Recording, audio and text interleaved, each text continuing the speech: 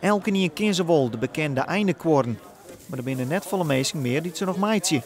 De nieuwe vereniging voor eindekoervlechtje, de Strampel, bezieken dat te stimuleren. Door het opleiden van leermasters en het jan van cursussen. Nou, we zijn er eigenlijk zelf versteld van dat procedure waar het enthousiasme dat er de meesten is. En dat begint vanzelfs met de meesten de vlechters, die in het verliezen toch vaak een beetje in de anonimiteit hun werk doen en die nou bij elkaar zitten.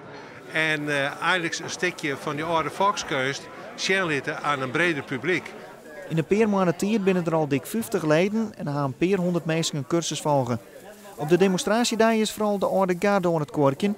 Toch vinden wij een junior vlechter, Siebe van Santjenier. Du bent wel een beetje een uitzondering hier, of net, Siebe? Ja, ik ben van mij nou de jongste, maar een maat van mij die doet het ook, maar die heeft in het geval net. Waar hast je het leerd?